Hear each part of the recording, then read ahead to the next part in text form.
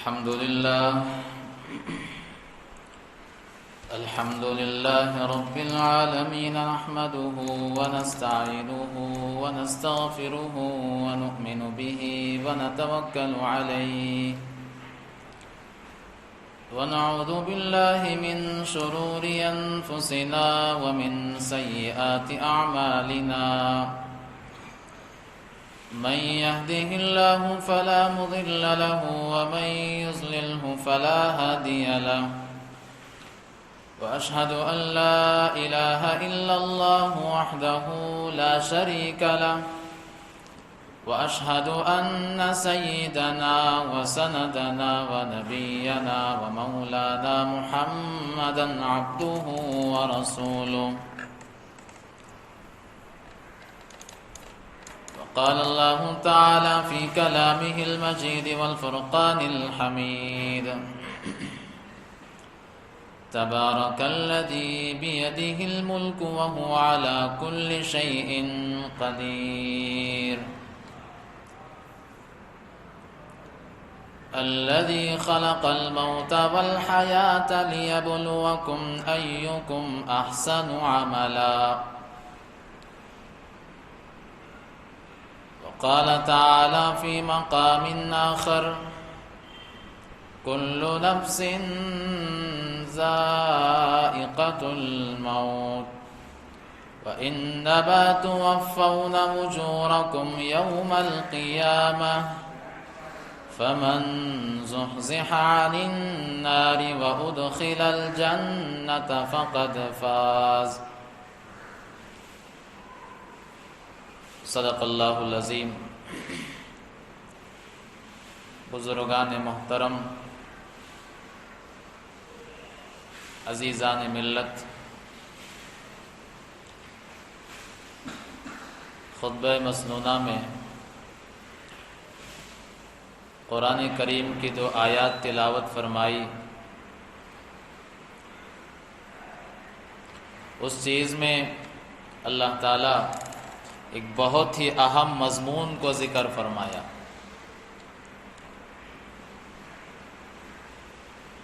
وہ مضمون دیکھنے میں بڑا سادہ ہے، بولنے میں بہت ہلکا ہے، لیکن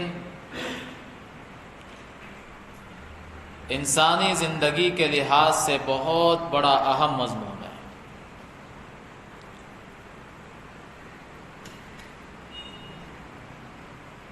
قرآن کریم میں اللہ تبارک و تعالی جگہ جگہ آخرت کا تذکرہ فرمایا، اور ہر مرتبہ اس بات کی یاد دہانی فرمائی کہ لوگوں، یہ جو دنیا ہے محض ایک چند روزہ ہے۔ یہ لفظ بولنے میں بہت ہلکا دکھتا ہے، آسان نظر آتا ہے۔ دنیا میں چاہے جتنی ہم محنت کر لیں، جتنا ہم مجاہدہ کر لیں، ہماری جو آخری منزل ہے وہ ہے آخرت۔ جتنے ہم علوم حاصل کر لیں، ان تمام علوم کا منبع اور مرکز آخرت ہے۔ یہ نہیں کہ ڈگریاں ہمارے پاس موجود ہوں اور علوم کے دفاتر ہماری نظروں کے سامنے کھلتے نظر آتے ہوں، اور ان علوم اور ان دفاتر کے زیر نظر ہم یہ سمجھ لیں کہ ہماری محض یہ جو زندگی ہے صرف دنیاوی زندگی ہے اور آخرت میں ہمارا کوئی ٹھکانہ نہیں، تو یہ ہماری غلط فہمی ہے۔ آدمی کے پاس جتنی بھی ڈگریاں موجود ہوں، چاہے جتنا بڑا عالم بھی ہو، امیر ہو یا حاکم ہو یا محکوم ہو، ہر آدمی کی آخری منزل اس کی قبر اور آخرت ہے۔ جب بندہ اس کی تیاری کر لیتا ہے تو اللہ تعالیٰ نے فرمایا، کامیابی کا معیار ذکر فرمایا، فَمَنْ زُحْزِحَ عَنِ النَّارِ وَأُدْخِلَ الْجَنَّةَ فَقَدْ فَازَ۔ اللہ نے فرمایا کہ جو جہنم کی آگ سے بچا لیا گیا اور اس کے بعد وَأُدْخِلَ الْجَنَّةَ جو جنت میں داخل کر دیا گیا، اصل کامیابی اس بندے کی ہے۔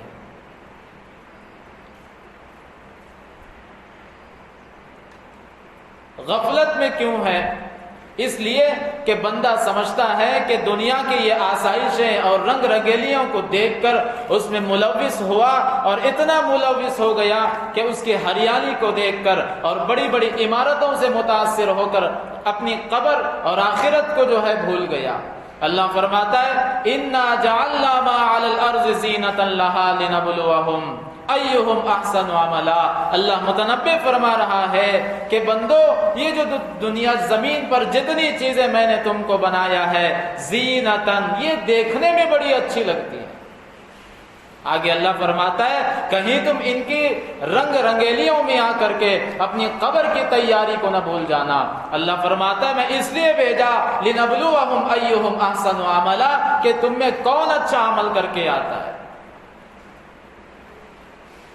اب ظاہر سی بات ہے، آدمی جب اپنے کیے ہوئے کام کو، ہر کام کو جب اچھا سمجھنے لگتا ہے تو اسی اچھا سمجھنے کی بنیاد پر وہ توبہ سے دور ہوتا چلے جاتا ہے۔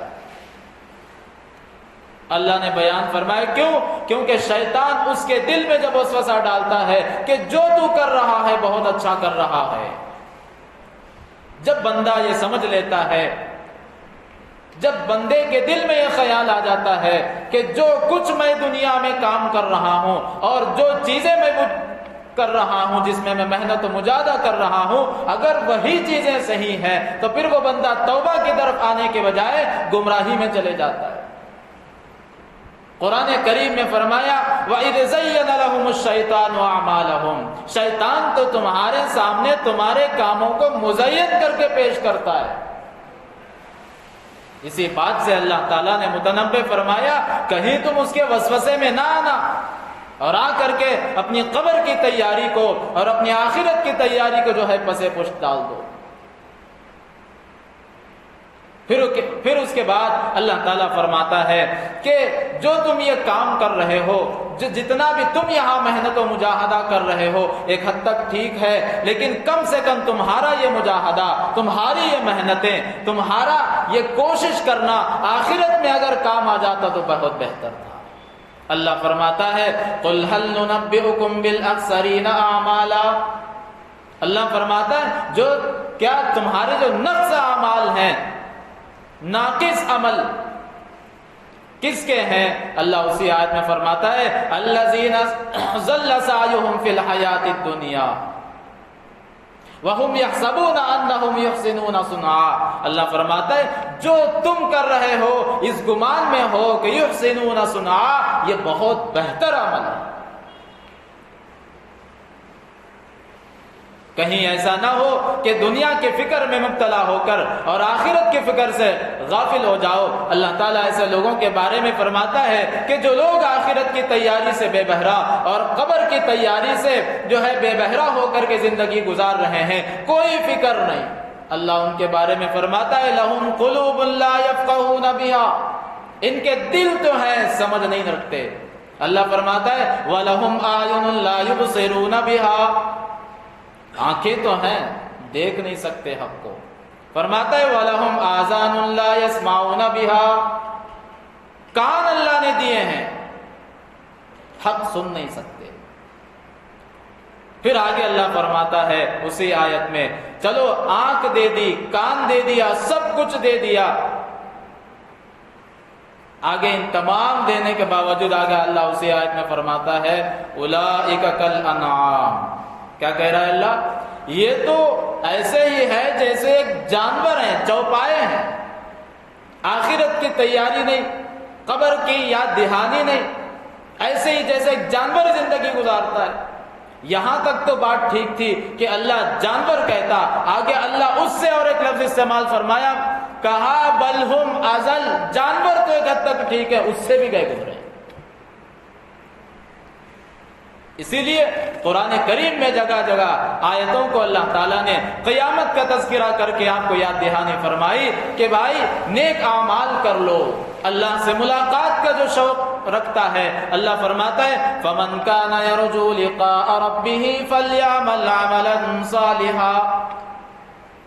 اگر تم یہ چاہتے ہو کہ اللہ سے ملاقات ہو جائے اور اللہ کا ہمیں جو ہے ملاقات نصیب ہو، مشتاق ہو اللہ کی زیارت کے، تو اس کے لیے اللہ نے شرط لگائی اعمال صالحہ کرو۔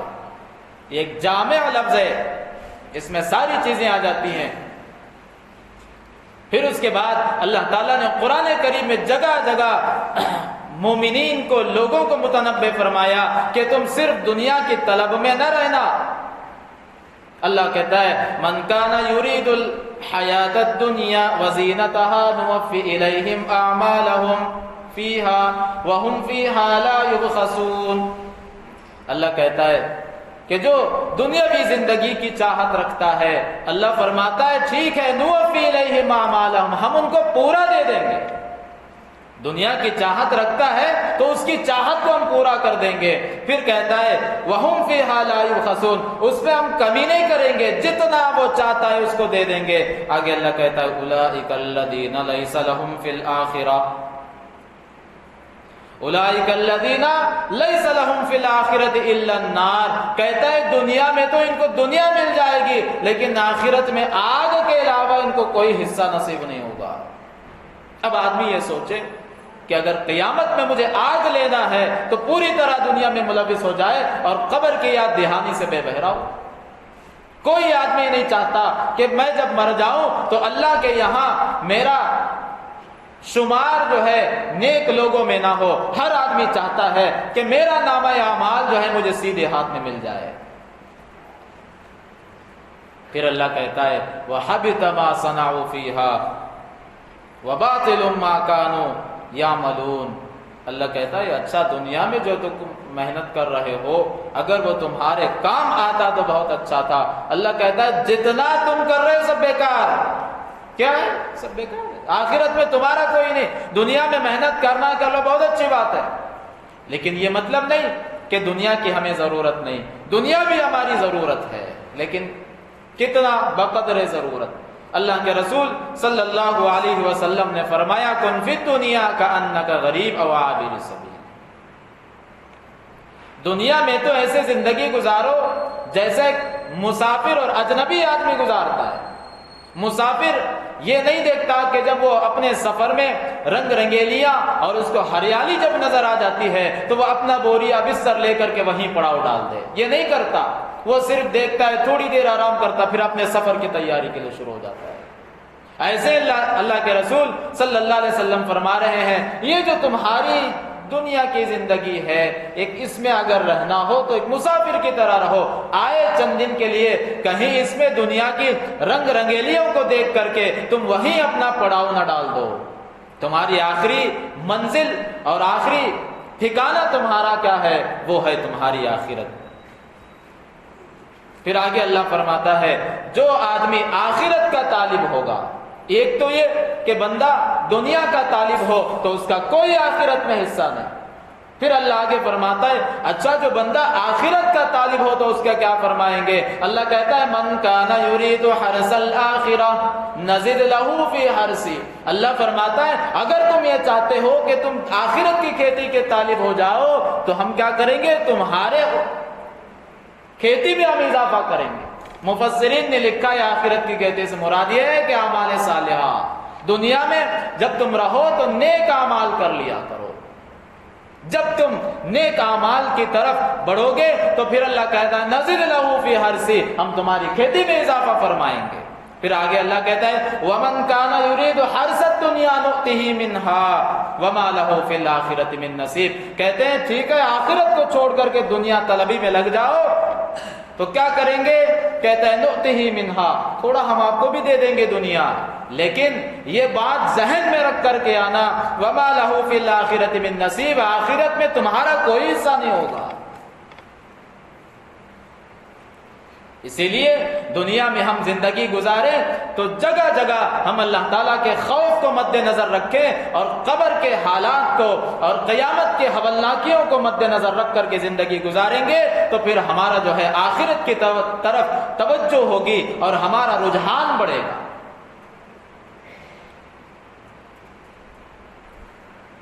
حضرت ابی بن کعب رضی اللہ تعالیٰ عنہ نے نبی کریم صلی اللہ علیہ وسلم سے تقوی کے متعلق پوچھا، اللہ کے رسول یہ تقوی کسے کہتے ہیں؟ حضور صلی اللہ علیہ وسلم نے فرمایا کہ اچھا ابی یہ بتاؤ کہ کیا تم کبھی کانٹوں والے جنگلوں سے گزرے ہو؟ حضرت ابی بن کعب رضی اللہ تعالیٰ عنہ نے فرمایا کہ جی ہاں اللہ کے رسول صلی اللہ علیہ وسلم، میں کانٹوں بھرے جنگلات سے بھی گزرا ہوں۔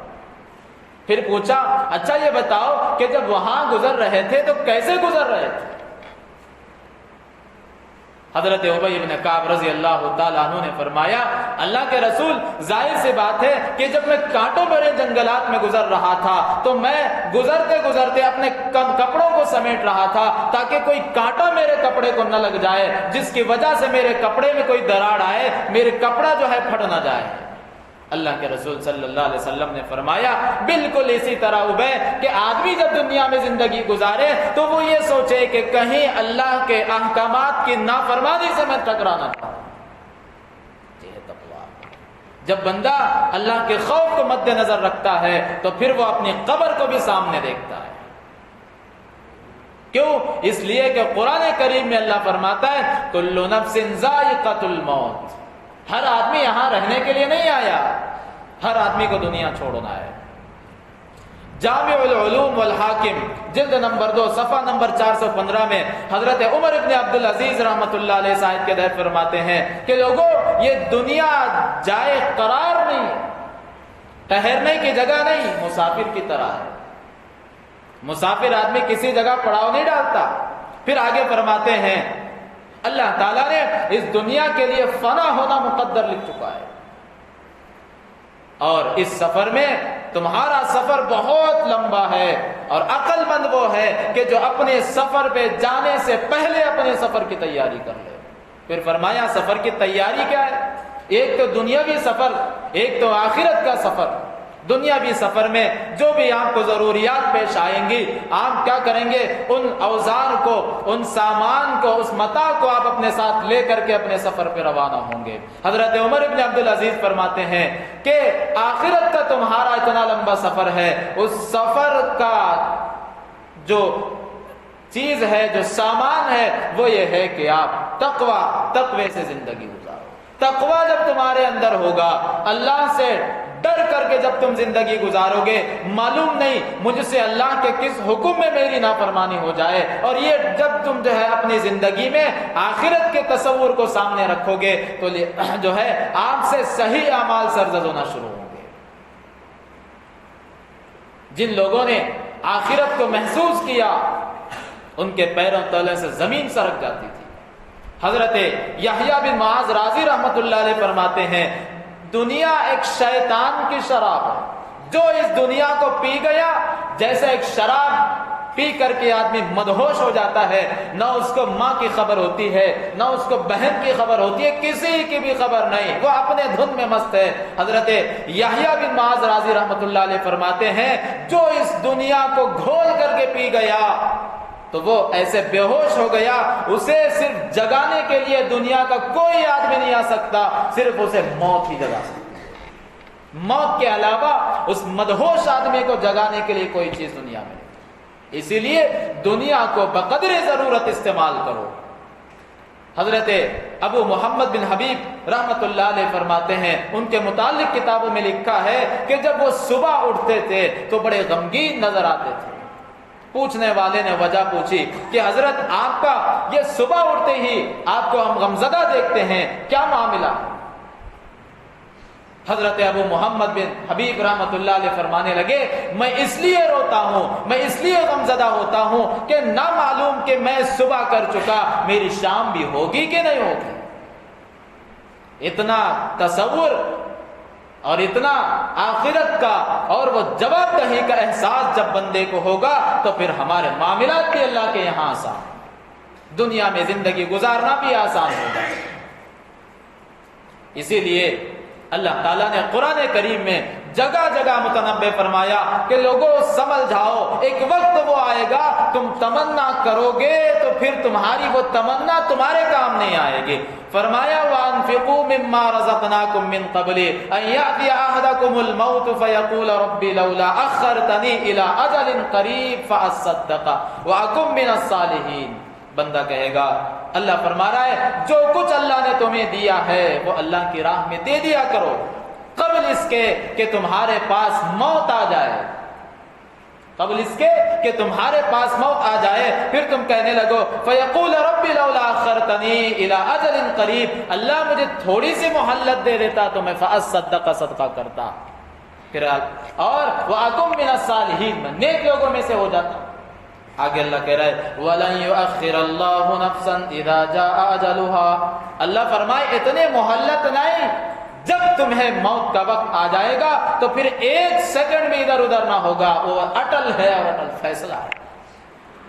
تمہاری یہ تمنا ناکام اور نامراد ہو کے رہ جائے گی، اسی لیے اللہ متنبع فرما رہا ہے کہ لوگوں وہ وقت آنے سے پہلے اپنی زندگی کا محاسبہ کر لیا کرو۔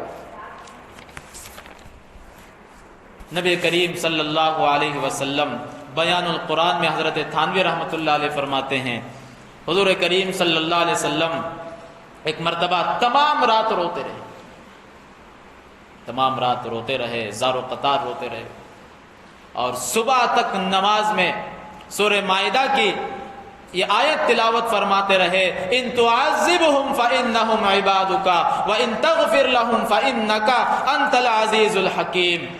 یہ آیت تلاوت فرماتے تھے اور آپ کی آنکھوں سے آنسو جاری ہوا کرتے تھے، فرماتے تھے کہ اللہ میرے اختیار میں کچھ نہیں، ان تعذبهم، یہ تو آپ کے بندے ہیں، اگر چاہیں تو جزا و سزا کے مالک آپ ہیں، قادر مطلق آپ ہیں، ان تعذبهم فانهم عبادك، اللہ اگر ان کے برے اعمال پہ سزا دینا چاہے تو یہ تیرے بندے ہیں، میرا اس میں اختیار نہیں چلتا۔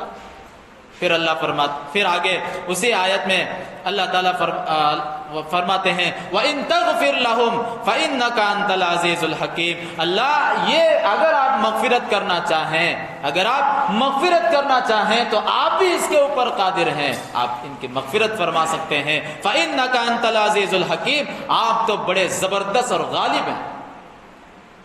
یہ آیت تلاوت فرماتے، وہ کیا چیز تھی جس سرکار دو عالم صلی اللہ علیہ وسلم کو رونے پہ مجبور کی؟ وہ یہی تھی کہ معلوم نہ میرا شمار کیسا ہوگا، حالانکہ دوسری احادیث میں آتا ہے کہ اللہ کے رسول صلی اللہ علیہ وسلم سے وہ حدیث میں ایک لفظ آتا ہے افلا یکون عبدا شکورا، اللہ کے رسول صلی اللہ علیہ وسلم سے کہا گیا اللہ کے رسول آپ کے تو پچھلے اگلے اور پچھلے تمام گناہ معاف کر دیے گئے، پھر آپ کو کیا عبادت کی ضرورت، اتنی نمازیں کیوں؟ آپ نے کہا تھا کہ میں اللہ کا شکر گزار بندہ نہ بنوں۔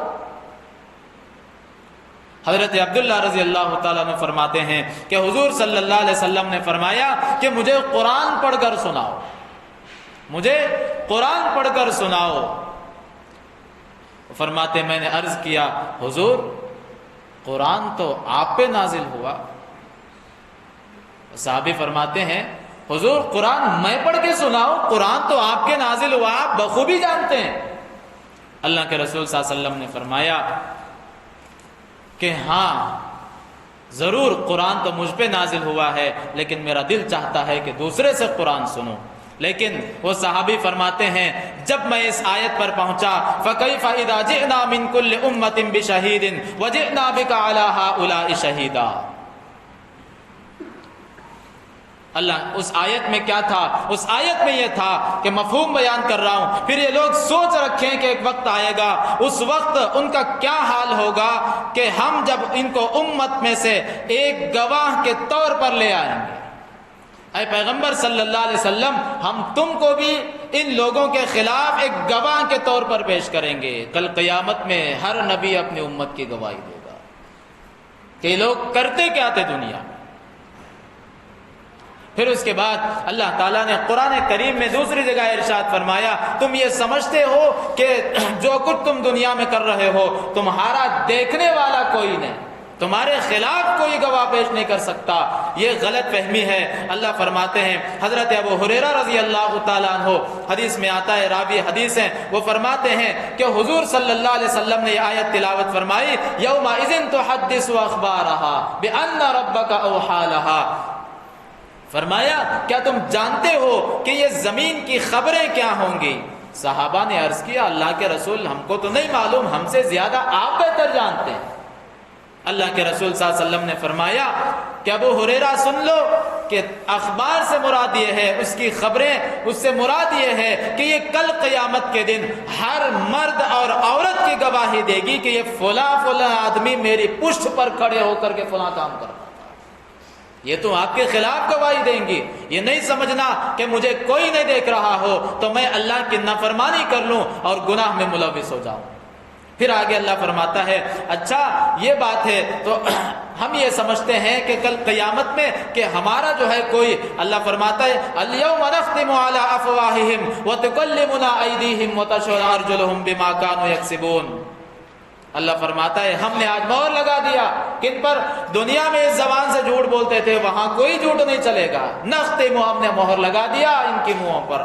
پھر اللہ فرماتا ہے افواہہم وَتُكَلِّمُنَا أَيْدِيهِمْ, یہ تو ایسا وقت ہے کہ تمہیں دنیا میں دغا بازی اور ناپ تول میں کمی ان ہاتھوں سے کیا کرتے تھے, آج تمہارے خلاف وَتُكَلِّمُنَا أَيْدِيهِمْ, یہ ہاتھ تمہاری گواہی دیں گے. پھر آگے اللہ فرماتا ہے وَتَشْهَدُ أَرْجُلُهُمْ بِمَا كَانُوا يَكْسِبُونَ, ان قدموں کے ذریعے نہ جانے تم کہاں کہاں اور کس کس جگہ جو ہے سفر کیا کرتے تھے. تو اللہ فرماتا ہے آج وہ چیز نہیں کہ تم یہاں جھوٹ بول سکو, تمہارے خلاف تمہاری پیر گواہی دیں گے. پھر اللہ کہتا ہے یہ تمام چیزیں ہونے کے باوجود اتنے پہ بس نہیں, تمہارے جسم کی کھال بھی تمہاری گواہی دے گی.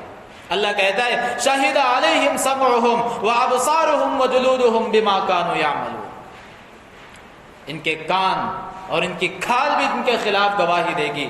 پھر لوگ جب وہاں کل قیامت میں اس کھال سے کہیں گے کہ میں تو دنیا میں تیرے بدن میں تیرے کھال سے کہیں گے کہ میں تجھے تو اچھے اچھے کپڑے پہنایا کرتا تھا اور بدن کو تو اچھی اچھی غذائیں کھلا کر کے تجھے نشو نما کرتا تھا, آج تو میرے خلاف گواہی دے رہا ہے. قرآن کریم یوں بیان کرتا ہے وَقَالُوا لِجُلُودِهِمْ لِمَا شَهِدْتُمْ عَلَيْنَا قَالُوا أَنْطَقَنَا اللَّهُ أَنْطَقَ كُلَّ شَيْءٍ. اللہ کہے گا, کھال کہیں گی ٹھیک ہے دنیا میں تو میرے لیے بہت کیا کرتا تھا لیکن اللہ نے آج مجھے انتقن اللہ, اللہ نے ہمیں قوت گویائی بخشی ہے, ہم جواب دیں گے. لہذا لوگوں اپنے قبر کی تیاری کی فکر کرو اور اپنی آخرت کی تیاری کی فکر کرو. ہمارا ٹھکانہ اور آخری جو ہماری منزل ہے وہ ہے آخرت. اس لیے کہ اگر ہم ایمان لانے کے باوجود اللہ اور اس کے رسول کی اطاعت سے غافل رہیں گے تو وقت کے گزرنے کے ساتھ ساتھ بھی ہم ایمان کی لذت سے ہاتھ دھو گئے. اللہ فرماتا ہے الم یعن للذین آمنوا ان تخشع قلوبهم لذکر اللہ وما نزل من الحق ولا یکونوا کالذین اوتوا الکتاب من قبل. پھر آگے اللہ فرماتا ہے حضرت عقبہ ابن عامر رضی اللہ تعالیٰ عنہ فرماتے ہیں کہ جب تم دیکھو, آج ہمارا یہ خیال ہوتا ہے کہ ہم اتنی نمازیں پڑھتے ہیں پھر بھی ہمیں کوئی ترقی نہیں, اور ایک بندہ جو گناہ میں لگاتار اللہ کی نافرمانی کر رہا ہے وہ عیش و عشرت میں ناز و نعمت میں پل رہا ہے. اللہ فرماتے ہیں فلما نسوا ما ذکروا به فتحنا علیہم ابواب کل شیء حتی اذا فرحوا بما اوتوا اخذناہم بغتۃ فاذا هم مبلسون.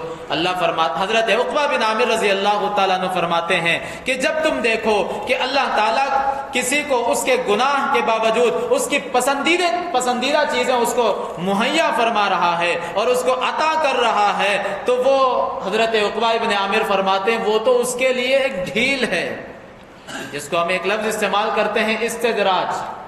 اللہ نے اس کو کیا دیا ہے؟ ڈھیل دے دیا ہے. اللہ کہتا ہے کہ بما اوتو اخذناہم بغتۃ, ٹھیک ہے ہم ان کو لگاتار دے رہے ہیں اور اضافہ کر کے دے رہے ہیں, لیکن جب ان کو اچانک بغتۃ اچانک جب ان کو ہم پکڑ لیتے ہیں فاذا هم مبلسون تو پھر یہ آزو بازو دیکھنا شروع ہو جاتے ہیں کہ یہ ہمارے ساتھ کیا معاملہ پیش آ گیا.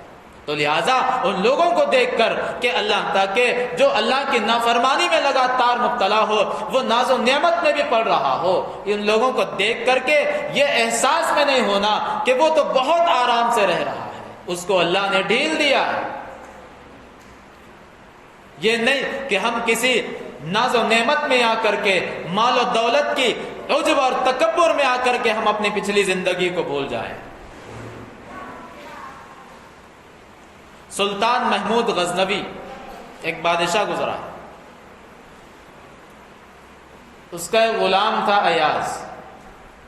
ایاز کے متعلق دربار میں یہ شکایت لگائی گئی کہ بادشاہ سلامت، یہ ایاز تو ایسا ہے کہ اس کے پاس ایک الماری ہے، یہ الماری کو روزانہ کھولتا اور بند کرتا ہے، ہو سکتا ہے کہ بادشاہ سلامت آپ کی کچھ چیزیں اس نے چرا کر کے رکھ لیا۔ اب ظاہر سی بات ہے وزراء جو تھے وہ شکایت لگائی، تو جب جیسے یہ شکایت بادشاہ کو پہنچی تو بادشاہ نے فوراً ایاز کو بلا کر کے پوچھنے لگا کہ تمہارے متعلق مجھے یہ شکایت پہنچی ہے، کیا تمہارے پاس کوئی الماری ہے؟ ایاز کہنے لگے ہاں میرے پاس ایک الماری ہے۔ پھر پوچھنے لگے کہ کیا تم اس کو روزانہ کھولتے ہو؟ تو ایاز کہنے لگے ہاں اس کو روزانہ کھولتا ہوں۔ پھر پوچھنے لگا بادشاہ کہ کیا تم اس کو کسی دوسرے کو دیکھنے نہیں دیتے؟ تو ایاز کہنے لگے ہاں بادشاہ سلامت، میں میرے علاوہ دوسرے کو اس الماری تک پہنچنے تک میں دیتا ہی نہیں، نہ اس میں جھانکنے کی میں اجازت دیتا ہوں۔ اب یہ جو جتنے مصاحبین تھے بادشاہ کے، وہ یہ سوچنے لگے کہ اب بادشاہ ایاز کو دھکے دے کر کے دربار سے نکالے گا۔ پھر اس کے بعد وزراء کو حکم دیا کہ جاؤ اس کی الماری کھول کر کے دیکھو کہ اس میں رکھا کیا ہے۔ اب وزراء گئے، اس الماری کو جب کھولا تو 3 چیزیں نکلی۔ کتنی چیزیں؟ 3 چیزیں۔ ایک اس میں پھٹا پرانا جوتا، اور ایک اس میں پھٹی پرانی قمیص، اور ایک پھٹی اور پرانی ایک ازار اس میں رکھی ہوئی تھی۔ بادشاہ جب دیکھا تو حیران رہ گیا، مصاحبین سے کہا کہ تم لوگوں نے مجھے یہ شکایت لگائی تھی کہ یہ معلوم نہیں تمہارے خزانے میں سے کوئی چرا کر کے اندر رکھ دیا، آخر کیا بات ہے؟ تو وجہ بادشاہ سلامت نے ایاز سے پوچھا کہ مجھے یہ بتاؤ کہ وجہ کیا ہے؟ تم یہ پھٹی پرانی یہ بھی کوئی حفاظت سے رکھنے کی چیز ہے؟ یہ پھٹا ہوئے کرتے کو، قمیص کو، اس کو بھی کوئی حفاظت کرنے کی چیز ہے؟ اب جواب سنیے۔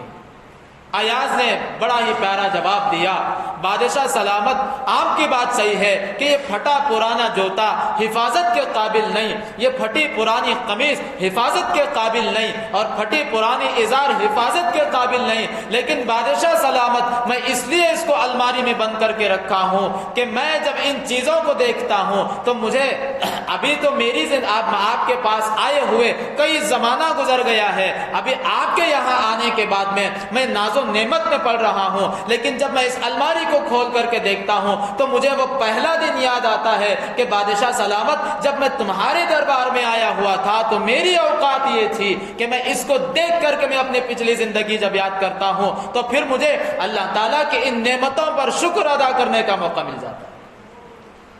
یہ آدمی جب تصور کرے کہ یہ نعمتیں ہم پچھلی زندگی کو نہ بھولیں کہ ہم کیا تھے، ہم ہمیشہ آخرت کو مد نظر رکھیں تو پھر ہمارا ایمان تازہ ہوگا اور قبر کی تیاری ہمارے لیے آسان ہو جائے گی۔ اسی لیے قرآن کریم میں جگہ جگہ اللہ تعالیٰ نے آخرت سے ڈرایا اور قیامت کی ہولناکیوں کو بیان کر کے آپ کو متنبہ فرمایا کہ تم یہ سوچ کے نہ رہنا کہ تمہاری زندگی صرف دنیاوی زندگی ہے اور آخرت میں تمہارا کوئی ٹھکانہ نہیں۔ ایسا نہیں ہے، افحسبتم انما خلقناکم عبثا وانکم الینا لا ترجعون، یہ گمان نہ رکھنا کہ تم ہمیشہ زندگی دنیا میں رہو گے، تمہارا ٹھکانہ اصل آخرت ہے اور قبر کی تیاری۔ جب ان چیزوں میں یہ چیز جب کر کے آؤ گے تو پھر اللہ تعالیٰ فرماتا ہے جو مومنین ہیں وَأُزْلِفَتِ الْجَنَّةُ لِلْمُتَّقِينَ غَيْرَ بَعِيدٍ، جو متقی ہوگا، جو صالح ہوگا، اللہ ان کے لیے جنت کو اور قریب فرما دے گا۔ قرآن کریم میں پورا نقشہ اس کو کھینچا ہے، تو لہٰذا بھائیوں اس بات کی ضرورت ہے کہ ہم آخرت کی فکر کریں اور قبر کی تیاری کی فکر کریں، قرآن کریم پر عامل ہوں اور اللہ تعالیٰ کے احکامات کے پابند بنیں اور نبی کریم صلی اللہ علیہ وسلم کے طریقوں پر عمل کرنے کی کوشش کریں۔ اللہ تعالیٰ ہم تمام کو قبر کی تیاری اور آخرت کی فکر کرنے کی توفیق عطا فرمائے۔